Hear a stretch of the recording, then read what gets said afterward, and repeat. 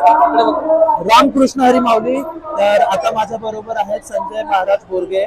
हे बेसिकली आपल्या माऊलींच्या वारीमध्ये जी स्वच्छताची सेवा असते, जे माऊलींचा रथ आहे त्याच्यामध्ये स्वच्छताची सेवा करतात.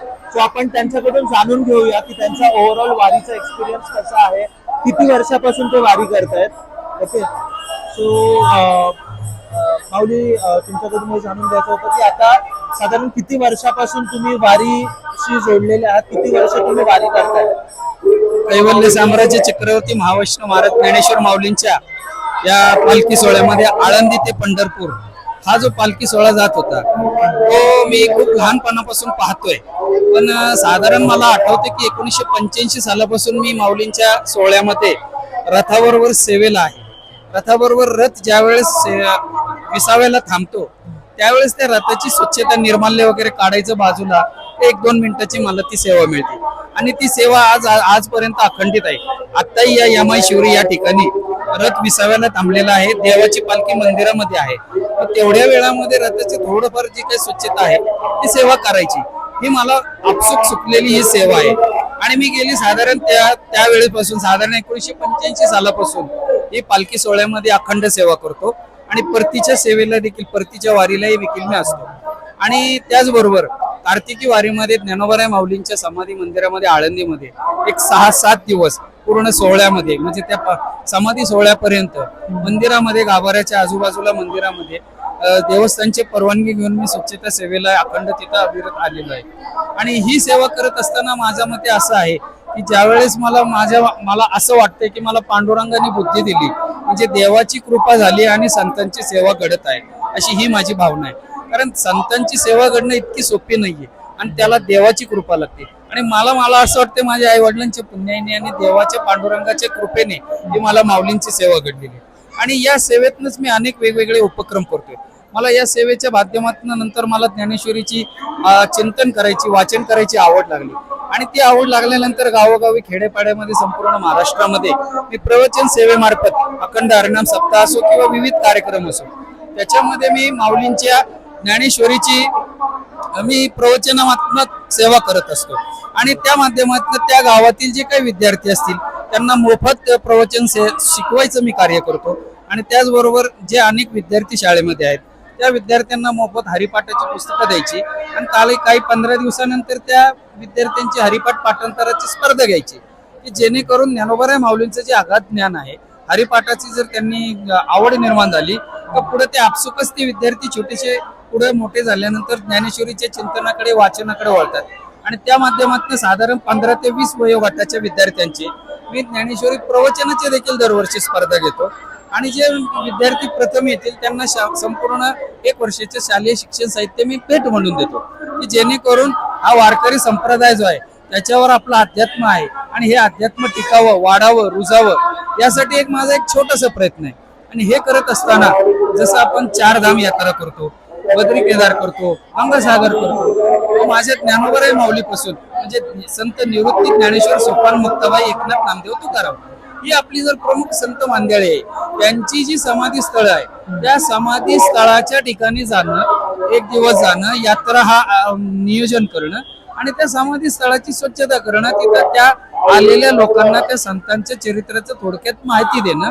आणि अशा प्रकारचे हे पूर्ण 1-2,000 किलोमीटरच्या प्रवासाचा 8 दिवसाचं मी संत धाम परिक्रमा याचं एक नियोजन मी दरवर्षी केलं. 2 वर्षापासून त्याला खूप मला प्रतिसाद मिळतोय. लोकही येतात.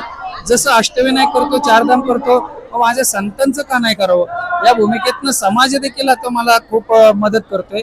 आणि या पद्धतीने अनेक वर्ष माझी सेवा चालूच आहे.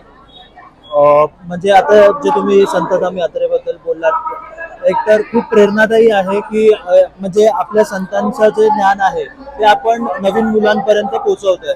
मला आत्ताची जी पिढी आहे, तरुण पिढी, त्यांच्याबद्दल म्हणजे त्यांना तुमच्याकडून एखादा मेसेज किंवा त्यांच्याबद्दल तुम्हाला काय वाटतं की ते आता आपल्या ज्या क्षेत्र आहे, म्हणजे आपल्या वारकरी संप्रदाय असेल किंवा जो एक भक्ती मार्ग असेल, त्याच्याबद्दल तुमचं काय म्हणणं आहे? आता जर पाहिलं गेलं तर अभ्यासाच्या दृष्टिकोनात अतिशय टफ म्हणजे खूप खडतर प्रवास झालेले विद्यार्थ्यांचा, ते नैराश्यामध्ये जाऊ शकतात आणि नैराश्यामध्ये जाण्यामुळं काही विद्यार्थी आत्महत्येचं टोकाचं पाऊल पकडतात, परंतु हे एक दोन बोटावर मोजणे इतकेच आहे.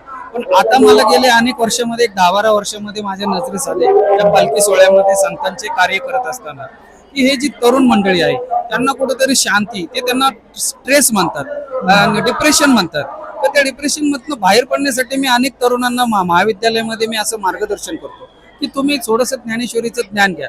भगवंताने अर्जुनाला जे ज्ञान दिले ते भगवद्गीतेचं आघात ज्ञान ज्ञानोबराय माऊलींनी आपल्याला सहज सोपं मराठीमध्ये दिलेले. मग त्याचं जर आपण चिंतन केलं, आत्मसात केलं आणि जर आचरण केलं तर निश्चितच आपल्या जीवनाचा आत्मोद्धार होईल आणि हे नैराश्य वगैरे या गोष्टी त्यातनं आपण आपसुकच बाहेर होईल आणि एक कुठेतरी आपल्याला एक ऊर्जा मिळते. लक्षात घ्या, कुठेतरी आपल्याला शांतीचं, मनाला शांती मिळेल. धकाधकीच्या जीवनामध्ये संत सांगतात की अज्ञानाच्या अंधकारात चाचपडत दिशेने भरकटणारे आपण हा जो समाज आहे त्या समाजाला संतांच्या चरणीत म्हणजे ग्रंथांच्या चरणीत ग्रंथांचं आचरण जर केलं, म्हणजे ज्ञानोबराय माऊलींच्या ज्ञानेश्वरीचं जर आपण चिंतन करून आचरण केलं, निश्चितच आपण या ताण तणावातून मुक्त होऊ आणि एक सहज जीवन आपण जगू. याच्या मागची भूमिका अशी की ठेविले आणि ते तशीची राहावं, म्हणजे आपण आपल्याला जे पाहिजे ते जर मिळालं नाही तर आपण नैराश्यामध्ये जातो, परंतु आहे त्याच्यामध्ये सुखी कसं राहायचं हे संतांची शिकवण आपल्याला आहे. तो समाधान मानू. आज आपण समाधान शोधण्यासाठी 10 दिशा भरकटतो, पण तेच समाधान संतांच्या चरणी आपल्याला मिळते. याचं जर आपण प्रबोधन केलं, अनेक लोक करतायत, मग त्या पद्धतीने मी प्रवचनाच्या माध्यमातून मी करत असतो आणि गेले अनेक वर्ष ज्ञानोबराय माऊलींच्या आळंदीच्या समाधी मंदिरामध्ये देखील माझी प्रवचन सेवा रुजू आहे.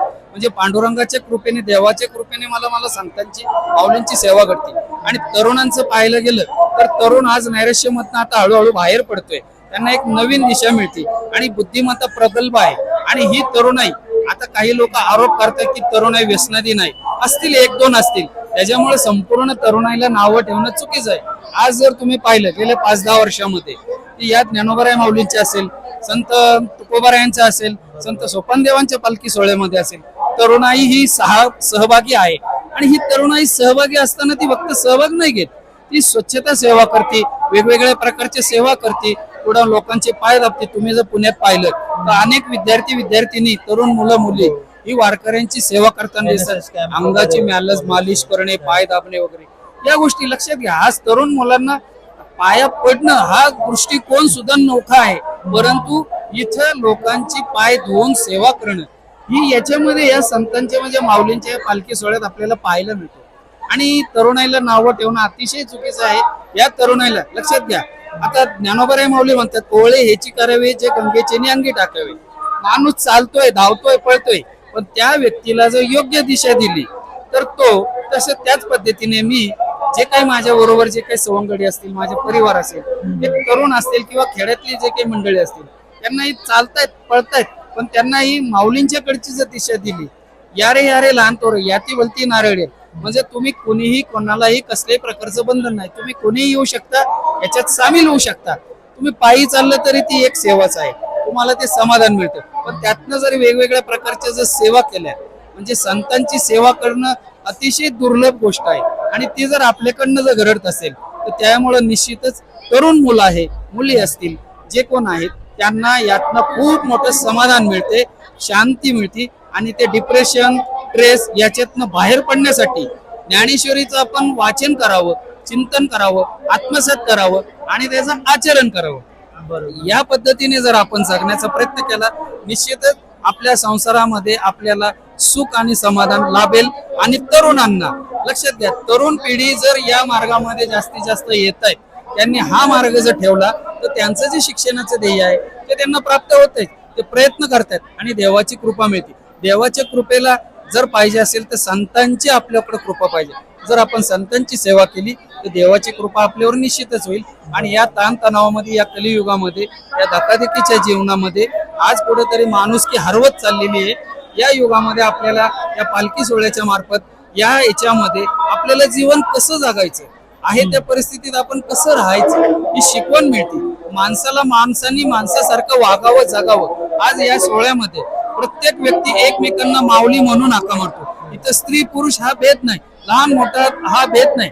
एक लहान व्यक्ती मोठ्या माणसाच्या पाया पडते, पण तीच मोठी व्यक्ती लहान मुलाची आहे, कारण इथं सगळे माऊली आहे आणि हा सगळा माऊलीचाच सगळा हा सोहळा आहे. आणि या माऊलींच्या सोहळ्यामध्ये तुम्ही आम्ही सर्व माऊली आहे, मी माऊली आहे, तुम्ही माऊली आहेत, हे सर्व माऊली आहेत आणि हा सर्व माऊलींचाच गजर आहे. रामकृष्ण हरी. रामकृष्ण हरी. खरंच म्हणजे तुम्ही आता जे आम्हाला सांगितलं ह्या सगळ्या गोष्टी म्हणजे आपल्याला विचार करण्याला भाग पाडतील. जे जे कोणी आपले व्हिडिओ बघतील त्यांना, की त्यांनी नक्कीच आपला जो मार्ग आहे तो स्वीकारावा आणि भक्ती मार्गाला लागावं, नामस्मरण करावं आणि समाधानी राहावं आयुष्यात. सो खूप बरं वाटलं तुमच्याशी बोलून. मी आता माऊलींशी एक दोन प्रश्न विचारेन. माऊली, तुम्ही किती वर्षापासून वारी करताय आणि तुमचा एक्सपिरियन्स वारी बद्दल कसा आहे? मी तशी कंटिन्यू 25 वर्ष अशी नाही केलेली, 7-8 वर्ष झाली माझी वारी. आणि अच्छा. थोडे येऊन जाऊन असं चालू आहे माझं दरवर्षी. आणि इम्प्रेस म्हणजे मला खूप समाधान वाटतं. जे मी येते वर्षातून इथं वर्षभर त्याची एनर्जी माझ्या बरोबर असते, याचं समाधान मला खूप आहे. की अशी वाट बघावी लागते की आता कधी पुढचं वर्ष येणार वारी कधी येणार परत? बरोबर. आणि मी कधी ह्या सोहळ्यामध्ये सामील होईल. असं एक प्रकारचं समाधान हा प्रकार खूपच हे. Right. आता म्हणजे माझं पण सांगतो, मी पहिल्यांदा जेव्हा वारीत आलेलो ना, तेव्हा आपण बोलतो ना, एक प्रेक्षक म्हणून आलेलो, की फक्त गोष्टी बघत होतो, हा काय आहे काय नाही, कसलाच परिचय नव्हता. एक दिवस फक्त म्हणजे सगळ्या पालख्या बघितल्या, पुण्यात पहिल्यांदा बघितलेल्या. पण त्याच्यानंतर जी ओढ लागली की दरवर्षी म्हणजे वेळ मिळो न मिळो, सुट्टी असो नसो, आपण एक दिवस तरी ऍटलीस्ट काढून आपण इथे येतो आणि मग वर्षभराचं जे आपल्याला एक बळ मिळतं, वर्षभराची ताकद मिळते, ती वारीमध्ये आहे. एक समाधान जे असतं ते वारीमध्ये आपल्याला मिळतं. सो आता पालखी सुरू होईल. तर रामकृष्ण हरी. खूप बरं वाटलं तुमच्याशी बोलून आणि आपण लवकरच पुन्हा भेटू. आणि जे आपलं यात्रा असते म्हणजे आपली संत धाम जी यात्रा आहे त्याच्यात नक्कीच मी सहभागी होईल आणि आपण तेव्हा नक्कीच भेटू. रामकृष्ण हरी. रामकृष्ण हरी.